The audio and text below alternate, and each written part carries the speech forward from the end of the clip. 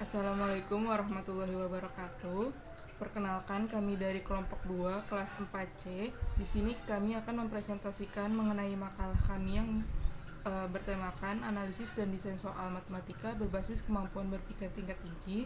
Sebelumnya kami ucapkan terima kasih kepada Ibu Dr. Hanifah Nurul Sofiani MPD selaku dosen pengampu mata kuliah proses berpikir kritis. Sebelumnya perkenalkan, saya Sipa Hairunisa dan rekan saya.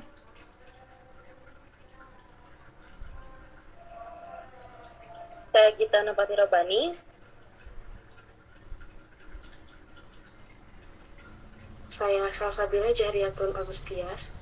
Langsung saja kita masuk ke materi yang pertama, yaitu mengenai pemecahan masalah yang akan dijelaskan oleh Gita. Kepadanya dipersilahkan. Pemecahan masalah merupakan suatu proses untuk mengatasi kesulitan yang dihadapi untuk mencapai suatu tujuan yang hendak dicapai. Memecahkan suatu masalah matematika itu bisa merupakan kegiatan menyelesaikan soal cerita, menyelesaikan soal yang tidak rutin, mengaplikasikan matematika dalam kehidupan sehari-hari atau keadaan lain. Intan dan Putra pada tahun 2022 halaman 98 mengatakan kemampuan pemecahan masalah matematis adalah kemampuan seseorang menggunakan pengetahuan, pemahaman, dan keterampilan yang dimilikinya untuk mencari solusi dari masalah matematika yang tidak rutin, tidak ada prosedur langsung dalam cara penyelesaiannya, sehingga diperlukan 15 langkah-langkah bertahap dalam mencapai tujuan yang diharapkan. Boleh di next.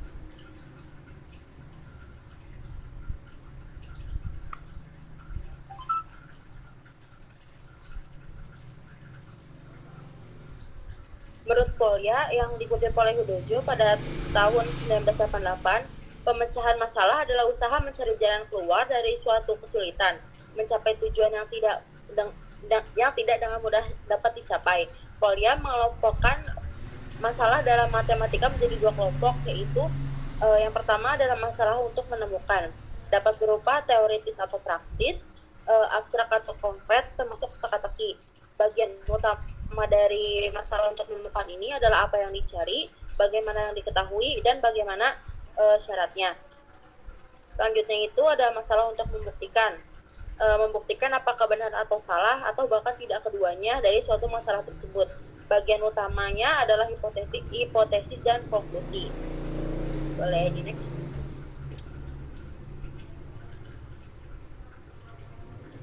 Selanjutnya ada indikator berpikir pemecahan masalah matematis.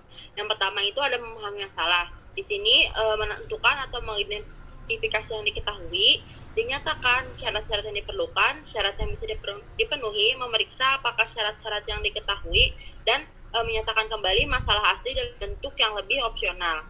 Yang kedua ada menyusun rencana pemecahan, memeriksa apakah sudah atau belum atau pernah melihat sebelumnya atau melihat masalah yang sama dalam bentuk yang berbeda.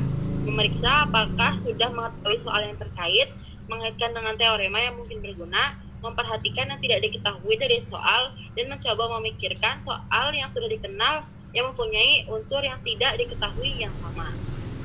Yang ketiga ada melaksanakan rencana penyelesaian, mengecek kebenaran setiap langkah dan membuktikan bahwa langkahnya adalah benar.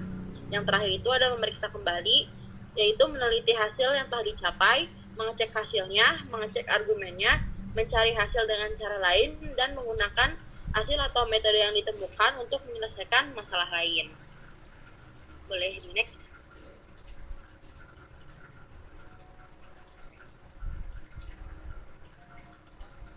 Selanjutnya ada karakteristik kemampuan berpikir pemecahan masalah. Yang pertama ada aktivitas kognitif. Ini melibatkan proses berpikir tingkat tinggi atau HOT seperti menganalisis, mensintesis, dan mengevaluasi. Yang kedua itu berbasis pengetahuan sebelumnya, di mana itu berarti melibatkan manipulasi dan penerapan pengetahuan yang telah dimiliki. Yang ketiga memerlukan strategi yang tepat. Tidak semua masalah dapat diselesaikan dengan cara yang sama, karena setiap masalah itu memiliki strategi yang unik. Yang keempat, tidak berdasarkan ingatan saja. Pemecahan masalah ini tidak cukup mengandalkan hafalan, tapi membutuhkan pemahaman konsep dan keterampilan berpikir kritis. Yang kelima, dapat diperluas dan digeneralisasi. Masalah ini dapat dikembangkan lebih lanjut atau digeneralisasi sehingga memperkaya pengalaman belajar. Yang keenam, ada proses sistematis dan bertahap. Pemecahan masalah ini dilakukan dengan langkah-langkah sistematis seperti memahami masalah, merencanakan penyelesaian, melaksanakan rencana, dan mengevaluasi hasil. Yang terakhir ada berorientasi pada proses bukan hasil. Penilaian keberhasilan dalam pemecahan masalah ini bukan hanya pada hasil, tetapi juga pada proses berpikir dan strategi yang digunakan untuk mencapai solusi. Boleh next.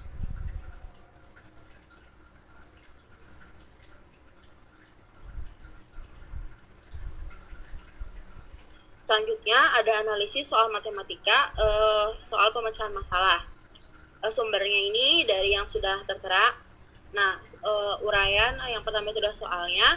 Pak Dian adalah seorang polisi. Beliau melakukan latihan menembak di sebuah daerah yang bebas dari warga sipil dan berencana menembak objek yang telah ditentukan dengan jarak tertentu. Jika X sama dengan 0 adalah posisi dia polisi tersebut, maka pola lintasan peluru yang mengarah ke objek diperkirakan memenuhi persamaan 7X dikurang Y tambah 15 sama dengan 0. Kecepatan angin dan hentakan senjata akan mempengaruhi pergerakan peluru, sehingga kemungkinan lintasan peluru dapat berubah menjadi Y dikurang 4X dikurang 21 sama dengan 0. Pada jarak berapakah lintasan peluru akan menyimpang sejauh 18 meter akibat pengaruh perubahan arah tersebut?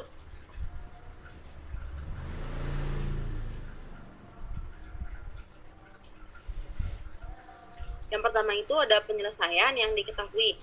Lintasan awalnya adalah 7X dikurang Y ditambah 15 sama dengan 0. Nah, di sini kita rubah menjadi format atau bentuk umum Y sama dengan MX tambah C, yang berarti Y sama dengan 7X tambah 15. Nah, lintasan akibat gangguannya itu Y dikurang 4X dikurang 21 sama dengan 0 diubah menjadi rumus bentuk umum Y sama dengan MX ditambah C yang menjadi Y ditambah 4 Y sama dengan 4X ditambah 21. Nah, posisi horizontal atau jarak dari penembak adalah X sama dengan 18. Ditanya, berapa selisih vertikal atau penyimpangan lintasan peluru pada saat X sama dengan 18 meter? Yang pertama ini kita hitung posisi Y atau misalkan Y atau ketinggian pada saat lintasan awal X sama dengan 18. Di sini kita pakai yang lintasan awal, berarti yang Y sama dengan 7X ditambah 15. Nah, di sini kita tulis Y1 sama dengan 7X ditambah 15. Nah, lalu disubstitusikan X sama dengan 18 yang menjadi Y1 sama dengan 7 dikali 18 ditambah 15. Nah, Y1 hasil dari 7 kali 18 ada 126 ditambah 15, hasilnya ada 141. Selanjutnya, hitung posisi Y pada lintasan yang terganggu pada saat X sama dengan 18. Di sini kita pakai yang Y sama dengan 4X ditambah 21, Y2 sama dengan 4X ditambah 21, lalu disubstitusikan X-nya menjadi Y dikali 18 ditambah 21, hasil dari 4 kali 18 itu 72, yang berarti Y2 sama dengan 72 ditambah 21 yang hasilnya adalah Y2 sama dengan 93. Lalu kita hitung selisih atau penyimpangan lintasannya dengan rumus Y1 dikurang Y2 sama dengan kita substitusikan hasil dari Y1 dan Y2 yaitu 141 dikurang 93 yang hasilnya adalah 48 meter. Jadi lintasan peluru menyimpang sejauh 18 meter dari arah semula akibat perubahan arah pada jarak 18 meter. Next. Sini ada identifikasi kemampuan. Yang pertama itu memahami masalah.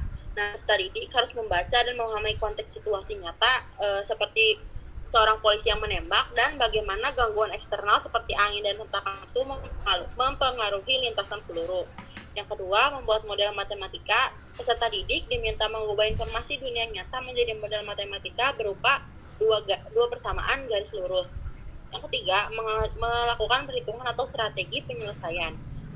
Peserta didik perlu menyusun strategi penyelesaian seperti menyusun bentuk persamaan garis yang seperti saya sebutkan tadi, Y sama dengan MX ditambah C, dan menentukan nilai Y pada X sama dengan 18 untuk kedua garis serta menghitung selisihnya. Yang terakhir adalah menafsirkan hasil. Setelah mendapatkan hasil, peserta didik harus memahami arti dari angka tersebut dalam konteks soal. Next. Alasan kenapa memilih soal tersebut. Yang pertama, soal ini menuntut pemahaman yang tidak hanya terhadap matematika atau submaterinya itu persamaan garis, tetapi juga terhadap konteks fisik dalam situasi tersebut. Lintasan peluru dijelaskan dalam bentuk persamaan linear. Ini adalah sebuah proses pemodelan. Yang ketiga, ini adalah inti dari proses penyelesaian masalah menggunakan konsep matematika untuk menyelesaikan persoalan nyata. Yang terakhir, peserta didik harus menyadari bahwa ini menunjukkan seberapa besar peluru meleset akibat gangguan. Boleh next. Selanjutnya ada desain soal orisinil dengan kemampuan matematis yang diwakili itu kemampuan pemecahan masalah matematis. Di sini ada uraian. Yang pertama soalnya, ini ingin mengukur jarak sebuah bangunan dari tempat dia berdiri di sebuah jalan. Dia membuat garis lurus pada jalan sepanjang 6 meter yang menghubungkan dengan temannya Ike. Setelah diukur, besar sudut dini dengan bangunan adalah 30 derajat dan besar sudut Ike dengan bangunan adalah 60 derajat.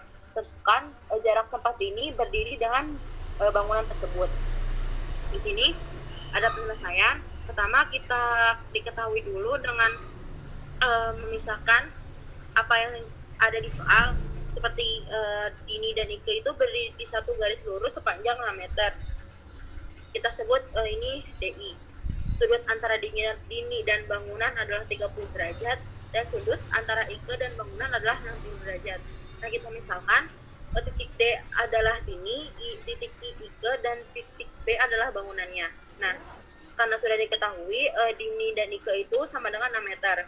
Di sini sudut segitiga DBI itu 30 derajat dan sudut segitiga IBD itu 60 derajat. Maka sudut di titik B itu sudut DIB sama dengan 180 derajat dikurang 30 derajat ditambah 60 derajat. Yang hasilnya adalah 90 derajat. Maka si sudut segitiga DIB ini adalah 90 derajat di titik I.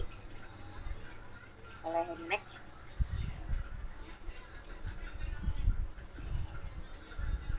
Selanjutnya ada yang ditanyakan itu berapa jarak dari I ke bangunan tersebut. Nah, kita jawab segitiga DIB adalah segitiga siku-siku di titik I dengan sudut D 30 derajat, sudut 90 derajat, dan sudut B 60 derajat. Nah, kita pakai hukum sinus, di mana dalam segitiga DIB sudut DIB ini 90 derajat, sudut DBI ini 30 derajat, dan sudut IBD ini 60 derajat dengan DI sama dengan 6 meter. Nah, di sini kita gunakan rumus sinus yang dimana DB per sin 60 derajat sama dengan IB per sin 30 derajat sama dengan DI per sin 90 derajat. Nah, karena kita mencari DB, maka kita menggunakan rumus yang DB per sin 60 derajat sama dengan DI per sin 90 derajat. Nah, DB per sin 60 derajat sama dengan DI per sin 90 derajat. Nah, 6-nya ini dari yang sudah diketahui tadi, itu jarak Dini dan Ike adalah 6 meter dan sin 90 derajat. Nah, DB hasil dari sin 60 derajat ini adalah 0,866. Nah, hasil dari sin 90 derajat ini adalah 1. Nah, maka kita operasikan itu di operasi perkalian, maka 6 dikali 0,886 adalah DB sama dengan 5,96 meter, atau bisa kita bulatkan menjadi 5,2 meter. Jadi jarak dari Dini ke bangunan tersebut adalah 5,2 meter. Next.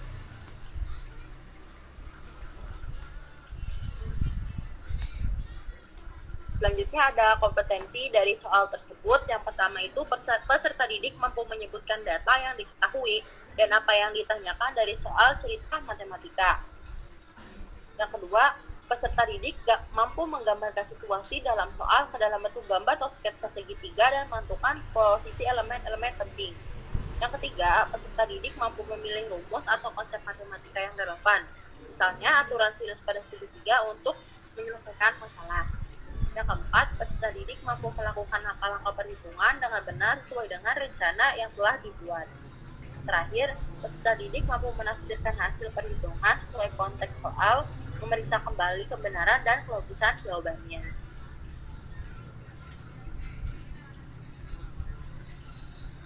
Yang terakhir ada rubrik penilaian dari soal tersebut. Yang pertama ada aspek penilaian, yaitu memahami masalah dengan kriteria penilaian, menyebutkan data yang diketahui seperti panjang garis 6 meter, sudut 30 derajat, dan sudut 60 derajat.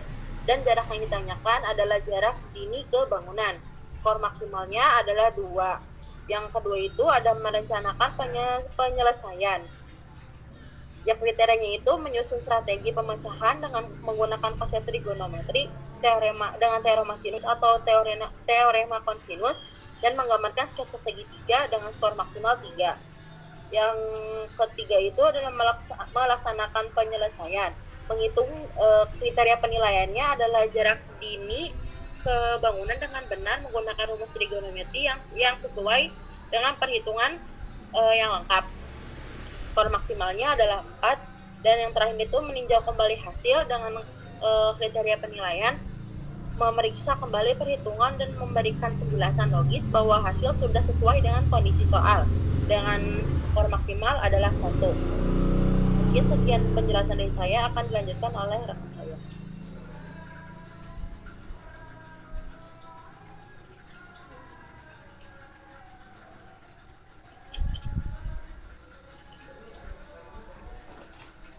Selanjutnya ada berpikir kritis matematis. Kemampuan berpikir secara kritis ialah kemampuan yang sangat penting. Hal ini dikarenakan dengan berpikir kritis, seseorang dapat menentukan keputusan yang logis serta tepat guna menyelesaikan sebuah permasalahan yang dihadapinya. Kemampuan berpikir kritis mengarahkan peserta didik untuk berperan aktif dan menggali potensinya yang ada pada dirinya sendiri, sehingga peserta didik mampu mengembangkan cara berpikirnya secara kritis dan analisis untuk mencari dan menemukan sendiri jawaban yang dari suatu masalah. Menurut Wahyudin, menyatakan bahwa berpikir kritis adalah suatu proses berpikir untuk mengkritisi, memilih, memecahkan, dan membuat keputusan dengan alasan rasional dan dapat dipertanggungjawabkan.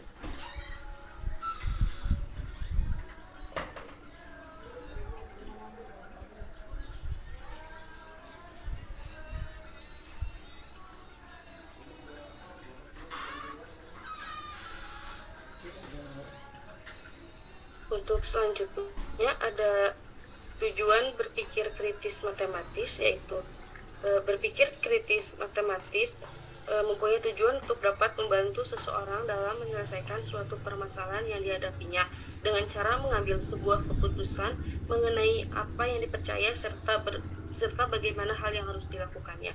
Menurut Ennis, dikutip dalam Prasetyo dan Christine, memaparkan berpikir secara kritis adalah sebuah proses yang mempunyai tujuan guna membantu siswa untuk mengambil keputusan mengenai hal yang dipercaya dan yang harus dilaksanakannya.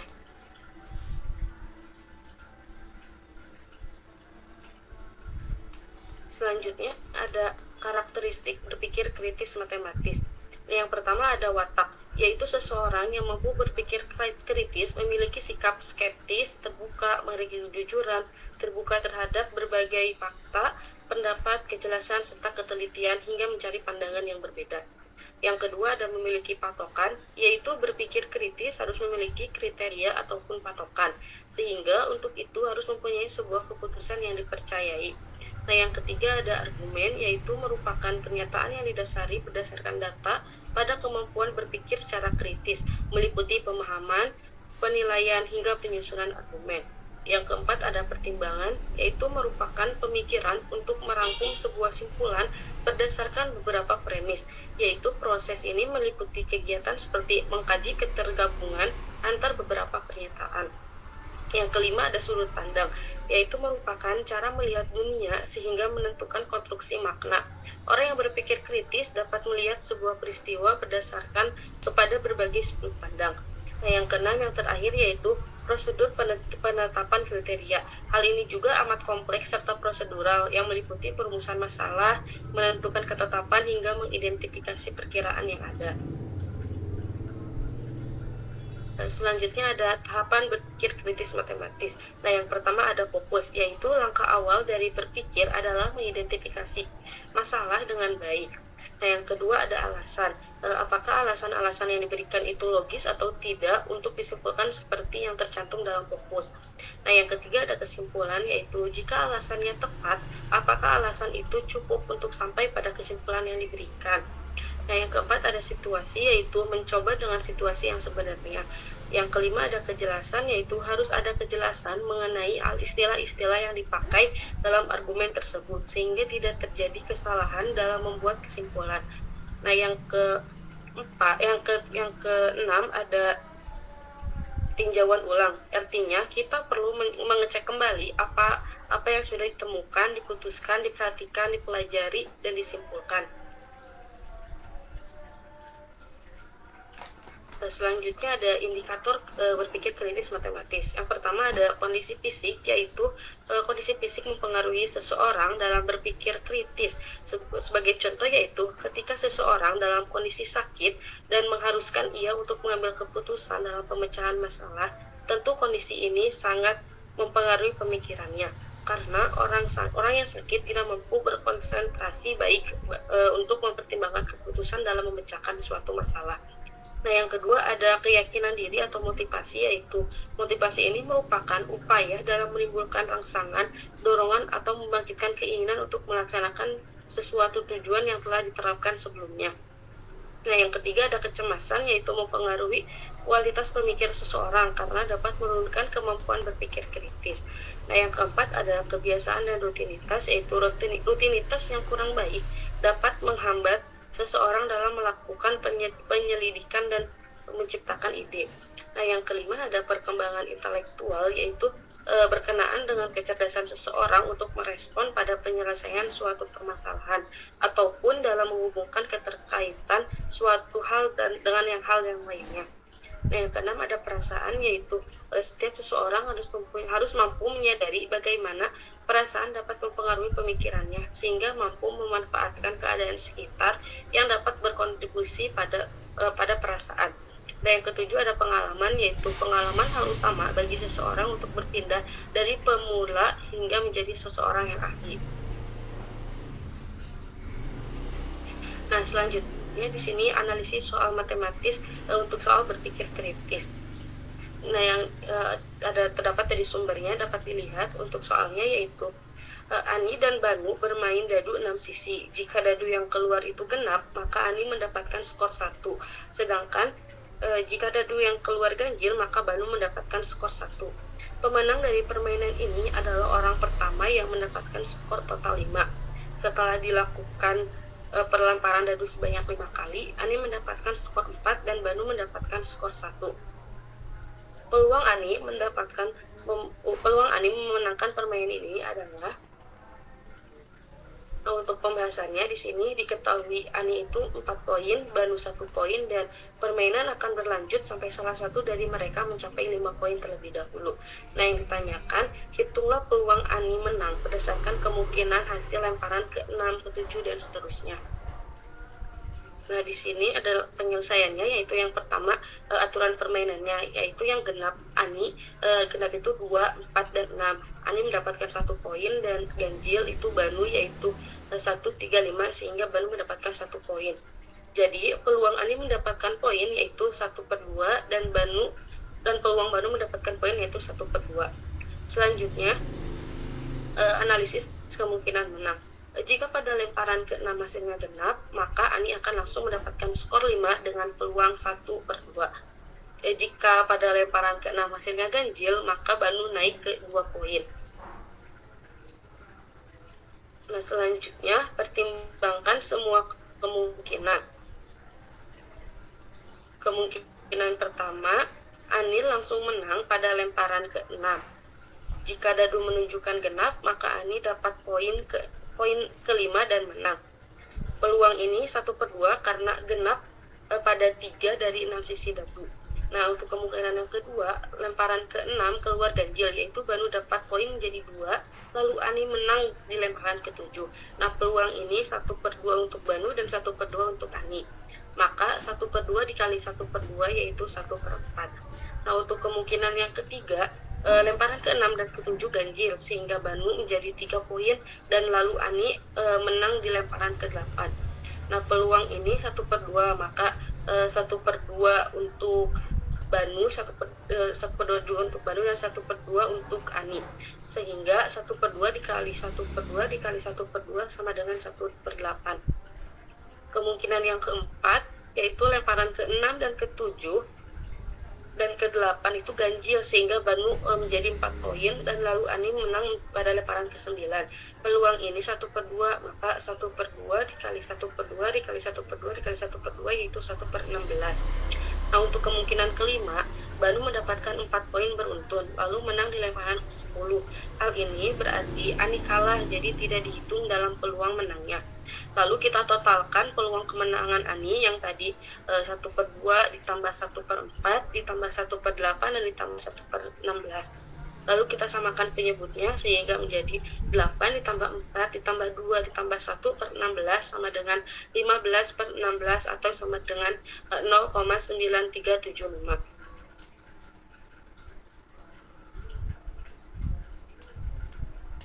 Adapun identifikasi kemampuannya yaitu yang pertama, menganalisis informasi.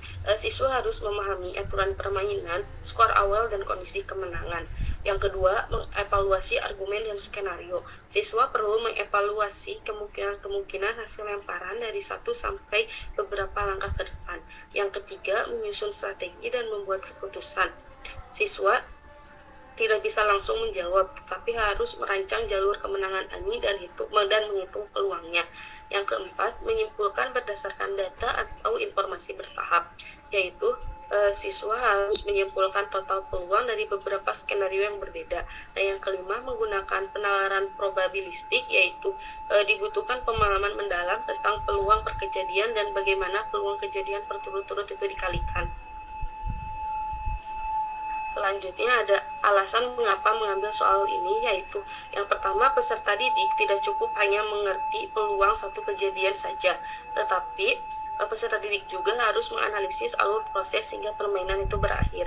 Yang kedua, dibutuhkan pemodelan situasi, penalaran probabilistik, beruntun, dan pengambilan keputusan berdasarkan semua kemungkinan.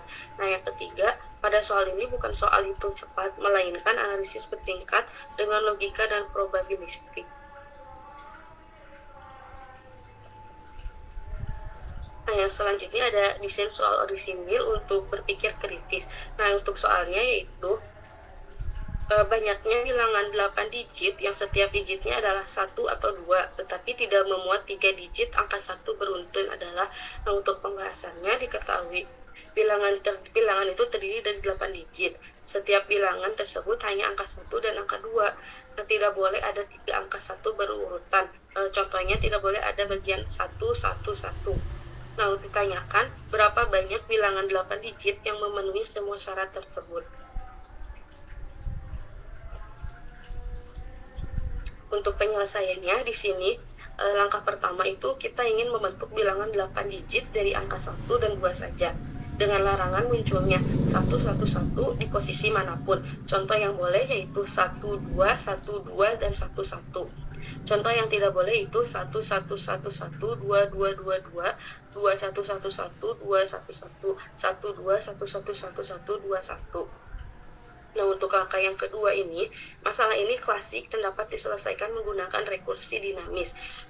Kita definisikan AN sama dengan banyaknya bilangan N digit yang memenuhi syarat dan berakhiran bebas. Yang kedua, kita bangun bilangan dari kiri ke kanan sambil melacak banyaknya angka 1 berurutan di akhir.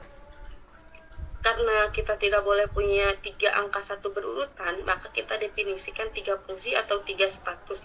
Yang pertama ada AN, yaitu banyaknya bilangan valid panjang N yang berakhir dengan 2. Yang kedua ada Bn, banyaknya bilangan valid panjang n yang berakhir dengan satu angka 1. Yang ketiga ada Cn, yaitu banyaknya bilangan valid n yang berakhir dengan 2 angka 1 berurutan. Nah, untuk langkah yang ketiga, yaitu yang pertama, menentukan An, yaitu berakhir dengan angka 2 untuk membuat bilangan panjang n dan berakhir dengan angka 2. Bisa kita tambahkan angka 2 ke yang pertama bilangan panjang n dikurangi 1 yang sebelumnya berakhir dengan 2, yaitu A dalam kurung n dikurangi 1. Nah, berakhir dengan 1 yaitu B dalam kurung n dikurangi 1 dan berakhir dengan 1 yaitu C dalam kurung n dikurangi 1. Jadi AM sama dengan A n dikurangi 1 ditambah B n dikurangi 1 ditambah C n dikurangi 1.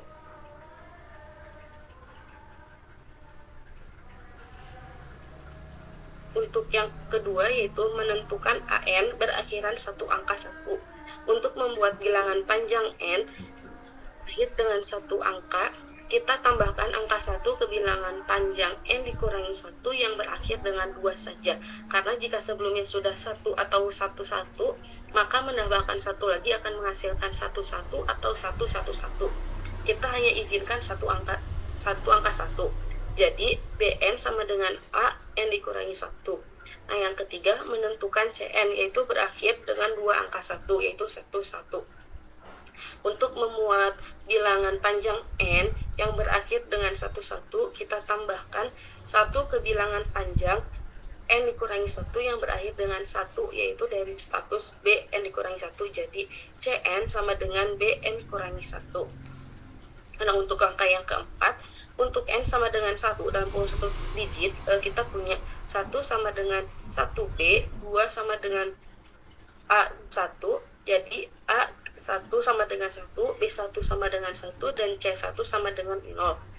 Nah, untuk n sama dengan 2 yaitu A2 sama dengan A1 ditambah B1 ditambah C1 sama dengan 1 ditambah 1 ditambah 0 sama dengan 2. Untuk B2 sama dengan A1 sama dengan 1, untuk C2 sama dengan B1 sama dengan 1. Untuk N sama dengan 3 yaitu A3 sama dengan A2 ditambah B2 ditambah C2 sama dengan 2 ditambah 1 ditambah 1 sama dengan 4. Untuk B3 sama dengan A2 sama dengan 2, dan untuk C3 sama dengan B2 sama dengan 1. Nah, untuk N sama dengan 4 yaitu A4 ditambah A4 ditambah B4 ditambah C4 sama dengan 2, 4 ditambah 2 ditambah 1 sama dengan 7.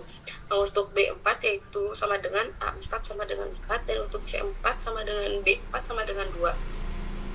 Lalu kita teruskan sampai N8. Lalu kita membuat tabel, ada N, AN, BN, CN, dan TN sama dengan A tambah B tambah C. Untuk 1 sampai 8 yaitu AN-nya 1 itu 1, 2 itu 2, 3 itu 4, 4 itu 7, 5 itu 13, dan 6 itu 24, 7 itu 44, dan 8 itu 81. Nah, untuk B-nya 1 itu 1, 2 itu 1, 3 itu 2, 4 itu 4, 5 itu 7, 6 itu 13, 7 itu 24, dan 8 itu 44. Nah, untuk C-nya 1 itu 0, 2 itu 1, 3 itu 1, 4 itu 2, 5 itu 4, 6 itu 7, 7 itu 13, dan 8 itu 24. Sehingga TN-nya itu kita jumlahkan dari A, B, C, dari AN tambah BN tambah CN, 1 tambah 1 itu 2, 2 tambah 1 tambah 1 itu 4, 4 tambah 2 tambah 1 itu 7, 7 tambah 4 tambah 2 itu 13, 13 tambah 7 tambah 4 itu 24, 24 ditambah 13 ditambah 7 itu 44, 24 tambah 13 tambah 7 itu 44, 44 ditambah 24 tambah 13 itu 81, dan 81 ditambah 44 ditambah 24 itu 149. Jadi banyaknya bilangan 8 digit yang memenuhi semua syarat adalah sebanyak 149.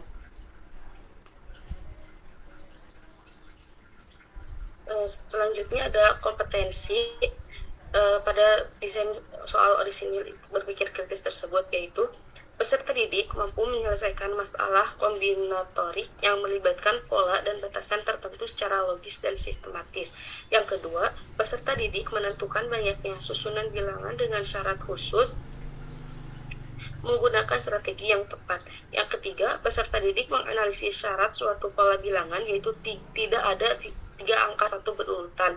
Yang keempat, peserta didik dapat menyusun strategi penyelesaian menggunakan pola atau rekursi. Yang kelima, peserta didik dapat menghitung banyaknya bilangan sesuai dengan aturan yang diberikan. Untuk rubrik penilaiannya, yaitu untuk aspek yang dinilai yaitu pemahaman matematis, skor 4 itu sangat baik, yaitu menunjukkan pemahaman utuh terhadap batasan soal dan mampu menjelaskan larangan, yaitu 111 dengan jelas. Untuk skor 3 yaitu memahami sebagian besar informasi dan batasan meski ada kekeliruan kecil. Untuk skor 2 yaitu menunjukkan pemahaman yang kurang lengkap sebagian keliru. Untuk skor 1 yaitu tidak memahami batasan atau salah tafsir masalah. Yang kedua, aspek yang dinilai yaitu penyusunan strategi. Untuk skor 4 yaitu strategi yang disusun efektif dan logis menggunakan pola atau rekursi dengan benar. Untuk skor 3 yaitu strategi cukup logis namun kurang lengkap atau kurang sistematis. Untuk skor 2 yaitu strategi kurang tepat atau hanya menebak pola tanpa kejelasan. Untuk skor 1 yaitu tidak menyusun strategi atau strategi tidak relevan. Untuk yang ketiga, aspek yang dinilainya yaitu proses penyelesaian atau langkah. Untuk skor 4 yaitu langkah-langkah dihitung dengan tepat, sistematis, dan lengkap hingga mencapai N sama dengan 8. Untuk skor 3 yaitu langkah dihitung cukup benar meskipun ada 1 atau 2 kesalahan kecil. Untuk skor 2 yaitu perhitungan sebagian besar keliru atau tidak lengkap. Untuk skor 1 tidak ada proses yang terlihat atau seluruhnya keliru. Nah, untuk yang keempat, aspek yang dinilai yaitu hasil akhir dan kesimpulan. Untuk skor 4 yaitu memberikan jawaban akhir yang benar, yaitu 149 dengan alasan yang sesuai. Untuk skor 3 memberikan jawaban yang benar namun tanpa penjelasan atau penalaran kurang jelas. Untuk skor 2 yaitu memberikan jawaban salah tetapi masih relevan dengan proses. Untuk skor 1 yaitu jawaban salah total dan tidak relevan. Untuk selanjutnya dijelaskan oleh rekan saya.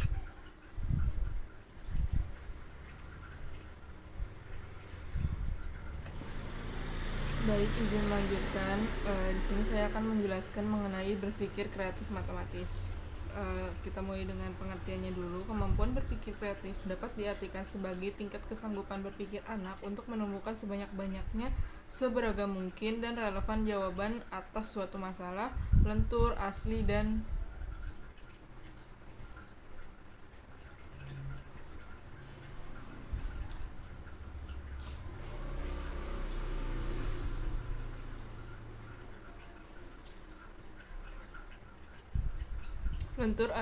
terperinci berdasarkan data dan informasi yang tersedia. Nah, sedangkan dari pengertian tersebut kita dapat tarik kesimpulan bahwa berpikir kreatif matematis adalah kemampuan menemukan dan menyelesaikan masalah matematika dengan banyak cara atau penyelesaian yang bermacam-macam, serta tidak mudah puas dengan apa yang diperoleh. Selalu ingin mengembangkan pemikiran dengan jawaban yang unik dan berbeda dari yang biasanya, dan juga sebagai kemampuan menemukan dan menyelesaikan masalah matematika yang meliputi komponen-komponen kelancaran, fleksibilitas, elaborasi, dan keaslian.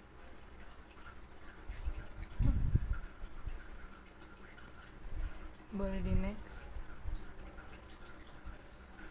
Nah, di sini terdapat 4 indikator dalam berpikir kreatif matematis. Yang pertama itu adalah kelancaran atau fluensi, yang mana kemampuan ini untuk menciptakan segudang ide. Ini merupakan salah satu indikator yang paling kuat dalam berpikir kreatif, karena semakin banyak ide, maka semakin besar pula kemungkinan yang ada untuk memperoleh sebuah ide yang signifikan. Indikator yang kedua itu adalah fleksibilitas, di mana kemampuan ini merupakan kemampuan seseorang individu untuk mengubah mentalnya ketika suatu keadaan atau kecenderungan untuk memandang sebuah masalah secara instan dari berbagai perspektif dan tidak terjebak dengan mengasumsikan aturan-aturan atau kondisi-kondisi yang tidak bisa diterapkan pada sebuah masalah. Indikator yang ketiga yaitu ada elaborasi. Elaborasi merupakan kemampuan untuk menguraikan sebuah objek tertentu. Nah, faktor elaborasi ini yang menentukan nilai dari ide apapun yang diberikan kepada orang lain di luar dirinya. Elaborasi ini ditunjukkan oleh sejumlah tambahan dan detail yang bisa dibuat untuk stimulus sederhana untuk membuatnya lebih kompleks. Yang indikator yang keempat yaitu ada orisinalitas. Indikator orisinalitas mengacu kepada keunikan dari respon apapun yang diberikan, orisinalitas yang ditunjukkan oleh sebuah respon yang tidak biasa, unik dan jarang terjadi. Berpikir tentang masa depan juga memberikan stimulus mengenai ide-ide orisinal. Boleh di next.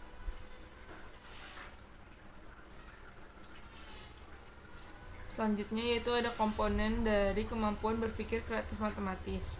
Nah, merujuk pada indikator berpikir kreatif yang telah dijelaskan tadi, komponen dari kemampuan berpikir kreatif itu meliputi yang pertama, memahami informasi, yaitu menunjukkan apa yang diketahui dan apa yang ditanyakan. Yang kedua, menyelesaikan masalah dengan bermacam-macam jawaban. Yang ketiga, menyelesaikan masalah dengan satu cara, kemudian dengan cara lain, dan siswa memberikan penjelasan tentang berbagai metode penyelesaian itu. Dan yang terakhir itu memeriksa jawaban yang dengan berbagai metode penyelesaian dan kemudian membuat metode baru yang berbeda. Boleh di next.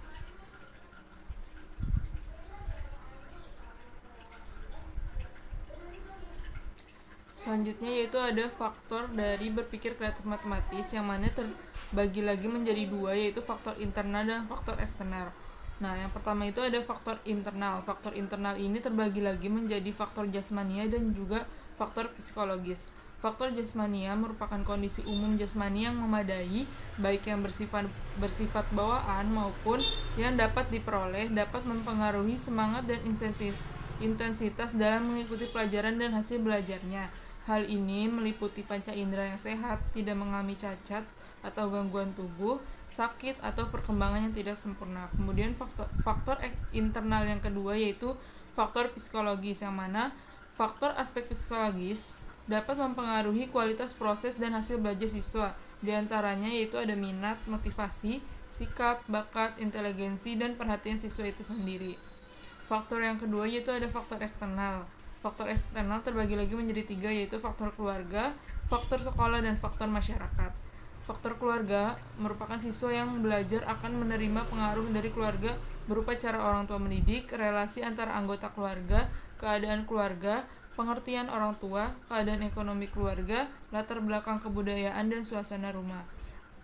Yang kedua itu ada faktor sekolah. Faktor sekolah yang mempengaruhi belajar mencakup metode mengajar, kurikulum, relasi guru dengan siswa, relasi siswa dengan siswa, disiplin sekolah, pelajaran dan waktu sekolah, standar pelajaran, keadaan gedung, metode belajar, dan tugas rumah. Dan faktor eksternal yang terakhir itu ada faktor masyarakat. Nah, faktor masyarakat ini terjadi karena keberadaan siswa dalam masyarakat, yaitu teman bergaul, kegiatan lain di luar sekolah, dan cara hidup di lingkungan masyarakat. Boleh di next.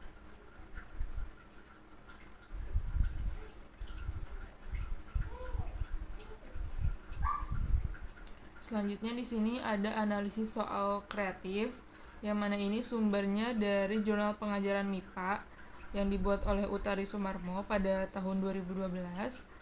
Di sini terdapat soal yaitu sebuah taman berbentuk segitiga dengan memiliki luas total itu 150 meter. Buatlah minimal 3 desain taman yang berbeda bentuknya, tetapi tetap memiliki luas yang sama. Sebutkan ukuran-ukurannya dan jelaskan bagaimana kamu menemukannya. Nah, di sini pembahasannya yang pertama yang telah diketahui itu tadi segitiganya dengan luas total 150 meter persegi, dan yang ditanyakan itu buatlah 3 desain taman berbentuk segitiga dengan luas total 150 meter persegi. Nah, penyelesaian yang itu pertama kita menggunakan segitiga siku-siku yang mana luasnya itu alas kali tinggi bagi 2. Di sini kita misalkan alasnya itu 10 dan tingginya itu 30. Kita masukkan ke dalam rumus, berarti luasnya itu sama dengan 10 dikali 30 dibagi 2. Nah, 10 dikali 30 itu 300. 300 dibagi 2 itu 150 meter persegi. Kemudian yang kedua itu kita menggunakan segitiga sembarang yang mana luasnya masih sama, yaitu alas kali tinggi bagi 2. Di sini kita misalkan alasnya itu 12 meter dan tingginya itu 25 meter. Maka luas dari segitiga sembarang ini yaitu 12 kali 25 dibagi 2. 12 dikali 25 itu 300 dibagi 2, yaitu menjadi 150 meter persegi. Kemudian yang ketiga itu kita menggunakan segitiga sama kaki. yang mana luasnya itu alas kali tinggi bagi 2. Di sini kita misalkan alasnya itu 15 meter dan tingginya itu 20 meter. Nah, kita tinggal masukkan ke dalam rumus untuk menghitung luas alasnya, yaitu 15 kali 2 dibagi 15 dikali 20 dibagi 2. 15 dikali 20 itu 300 dibagi 2 menjadi 150 meter persegi. Next.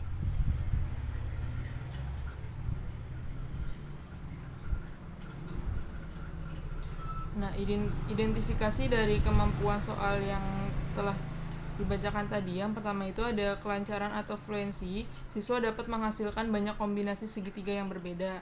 Yang kedua itu ada flexibility atau keluasan, siswa dapat menggunakan berbagai segitiga dan pendekatan. Yang ketiga itu ada originality atau keaslian, nah jawaban dari siswa itu bisa sangat bervariasi. Yang keempat ada elaboration atau perincian, siswa diminta untuk menjelaskan bagaimana mereka menemukan jawaban tersebut. Kemudian di sini terdapat alasan kenapa soal tersebut termasuk ke dalam berpikir kreatif matematis. Soal di atas merupakan berpikir kreatif matematis karena mengajak siswa mencari berbagai cara berbeda untuk membuat taman segitiga dengan luas yang sama. Siswa harus memikirkan hubungan antar alas dan segitiga agar luasnya tetap di 150 meter persegi. Meskipun bentuk segitiganya berubah, soal ini mendorong siswa berimajinasi dan mencoba berbagai ukuran, bukan hanya mengerjakan satu jawaban saja. Jadi, siswa tidak hanya memakai rumus tetapi juga berpikir kreatif dan logis untuk menemukan solusi yang beragam. Next. Selanjutnya di sini ada desain soal berpikir kreatif matematis, yang mana soalnya itu sebuah bangun datar segi 4 memiliki luas 100 cm persegi. Tentukan sebanyak mungkin bangun datar segi 4 yang memiliki luas tersebut dan sebutkan ukuran-ukurannya. Sini pembahasannya sudah diketahui tadi, bangun datar segi 4-nya itu 100 cm persegi. Yang ditanya banyaknya bangun datar segi 4 yang memiliki luas tersebut dan sebutkan ukurannya. Di sini penyelesaiannya, bangun datar yang dapat dihitung dengan luas total 100 cm persegi itu ada 5. Yang pertama ada persegi, yang kedua ada persegi panjang, yang ketiga ada jajar genjang, yang keempat ada belah ketupat, dan yang kelima ada trapesium. Yang pertama itu persegi itu rumusnya itu sisi kali sisi. Nah, karena luas totalnya sudah diketahui 100, maka 100 sama dengan sisi kuadrat. Nah, kita tinggal hitung aja S-nya itu berarti akar dari 100. Nah, akar dari 100 itu 10 cm, maka luas dari sisi persegi itu adalah 10 cm. Yang kedua itu ada persegi panjang. Nah, persegi panjang itu luasnya adalah panjang kali lebar. Di sini kita bisa menggunakan 5 opsi untuk menentukan panjang dan lebarnya. Opsi yang pertama itu 1 dikali 100, opsi yang kedua 2 dikali 50, opsi yang ketiga 4 dikali 25, opsi yang keempat 5 dikali 20, opsi yang kelima itu 10 dikali 10. Yang ketiga itu ada jajar genjang dengan luasnya itu alas kali tinggi. Di sini kita bisa menggunakan 3 opsi untuk memisahkan alas dan tingginya. Yang pertama itu opsi pertama 10 dikali 10, opsi kedua 20 dikali 5, opsi ketiga 25 dikali 4. Nah, yang keempat itu ada belah ketupat dengan luasnya itu D1 dikali D2 dibagi 2. Nah, di sini kan sudah diketahui bahwa luasnya itu 100. Berarti 100 sama dengan D1 dikali D2 dibagi 2. Nah, 100 bisa kita kalikan dengan 2, maka menjadi 200 sama dengan D1 dikali D2. Maka kita bisa memiliki 3 opsi untuk memisahkan D1 dan D2-nya agar saat dikalikan menjadi hasilnya itu 200. Opsi yang pertama itu D1-nya sama dengan 20 cm dan D2-nya itu 10 cm. Opsi keduanya itu D1-nya sama dengan 25 cm, D2-nya itu 8 cm. Dan opsi yang ketiga itu D1-nya sama dengan 40 cm dan D2-nya itu sama dengan 5 cm.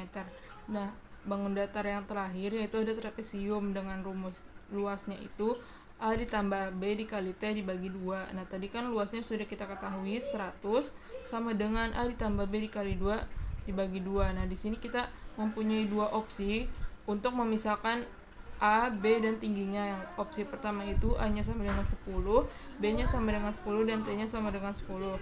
Opsi yang kedua A-nya sama dengan 8, B-nya sama dengan 12, dan T-nya sama dengan 10. Nah, kompetensi dari soal tersebut yang pertama, siswa dapat menjelaskan dan menentukan luas berbagai bangun datar, yaitu persegi, persegi panjang, jajar genjang, trapesium, belah ketupat, dan layang-layang. Yang kedua, siswa dapat menyelesaikan masalah yang berkaitan dengan luas bangun datar melalui pembuatan model matematika dan strategi yang sesuai. Yang ketiga, siswa dapat memahami pengetahuan faktual dan konseptual dengan cara mengamati, menanya, dan mencoba. Dan yang terakhir itu, siswa dapat menyajikan pengetahuan dalam bentuk konkret dan abstrak. Next.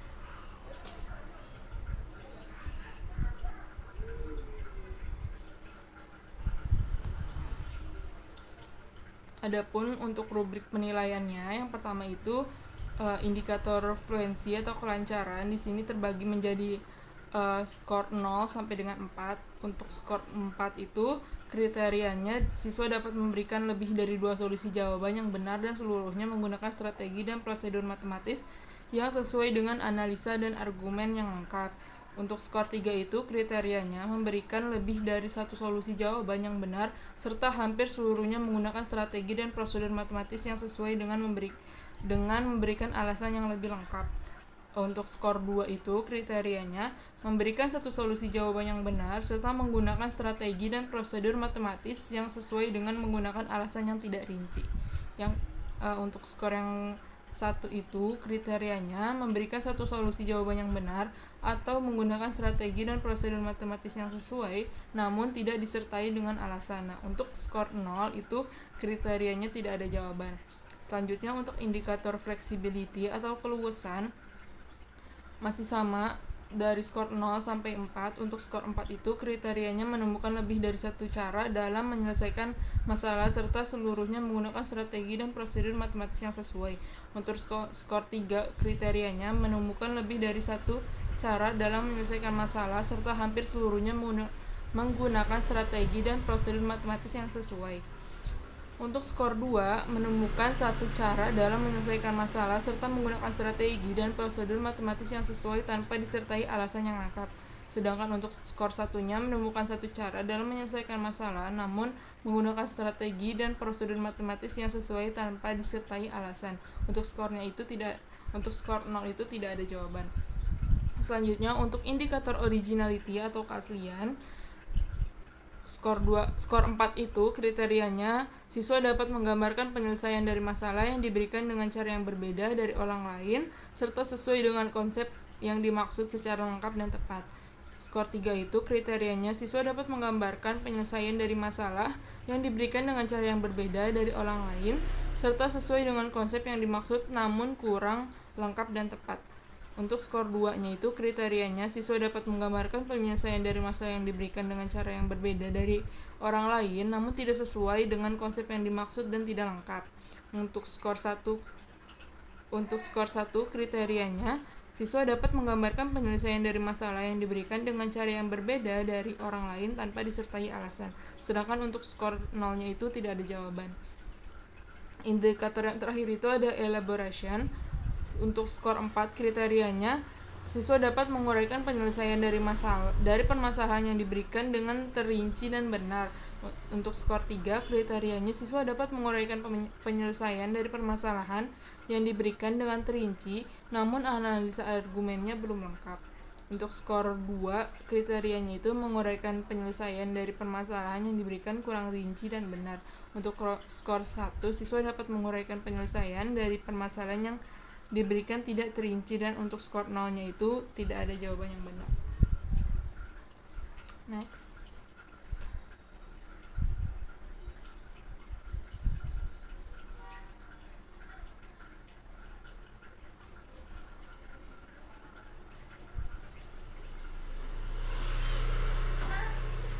Nah, dari penjelasan mengenai pemecahan masalah, berpikir kritis, dan kreatif matematis, dapat disimpulkan bahwa kemampuan berpikir tingkat tinggi atau HOTS yang meliputi kemampuan pemecahan masalah, berpikir kritis, dan berpikir kreatif matematis merupakan aspek penting dalam pembelajaran matematika modern. Ketiga kemampuan ini saling berkaitan dan diperlukan untuk menghadapi tantangan dunia nyata yang kompleks. Melalui analisis dan desain soal yang mencerminkan ketiga kemampuan tersebut, pembelajaran matematika dapat menjadi lebih bermakna dan kontekstual. Guru perlu merancang soal-soal yang mampu menstimulasi kemampuan berpikir tingkat tinggi siswa agar mereka tidak hanya menguasai konsep, tetapi juga mampu menerapkannya secara fleksibel dan kritis dalam kehidupan sehari-hari. Mungkin sekian materi yang bisa kelompok kami sampaikan. Kurang lebihnya mohon maaf. Wassalamualaikum warahmatullahi wabarakatuh.